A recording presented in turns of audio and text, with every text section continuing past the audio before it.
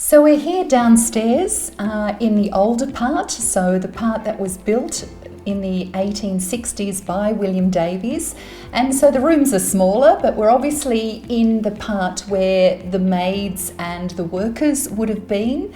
And in the corner, we have a bread oven. So we did have a kitchen nearby here. Just through the doors, we had the maids' quarters, we've got the stables and also the cellar outside. They would have had an extensive orchard here as well as vegetable gardens. Mainly what Crace, or first Davies and then Crace, had were sheep and cattle and horses here at Gungahlin. When Crace bought out Henry Hall, after whom Hall is named, their land holdings were well over 20,000 acres, so very substantial here in the Canberra district. So I mentioned the workers here, and one of those was George Kemp. Now some of you might be aware of a George Kemp Park in Crace. So why would you name a park after a coachman? George Kemp hadn't been long out here from Scotland, and he was the coachman for Crace. It was on a fateful day when he took Crace across the Ginninderra Creek, across to where George Harcourt was, and some of you may be aware of the George Harcourt Inn, just to give you an idea of whereabouts we are here. They went across with the coach. There was a massive storm that developed and the creek rose very, very quickly.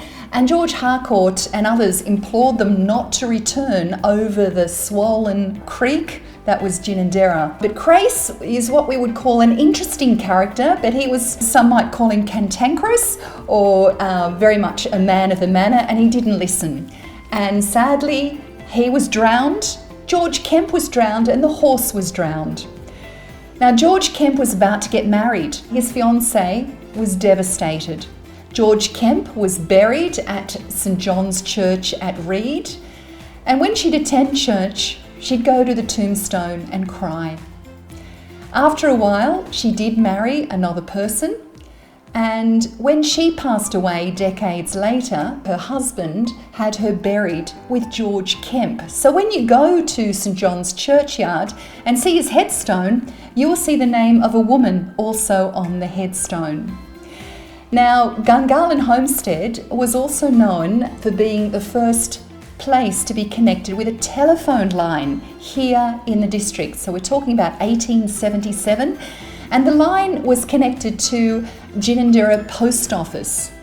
And our Ginninderra Post Office, as well as the general store, were across what is today the Barton Highway at that Palmerville Estate or Heritage Park. So it was quite a busy area, that Palmerville area.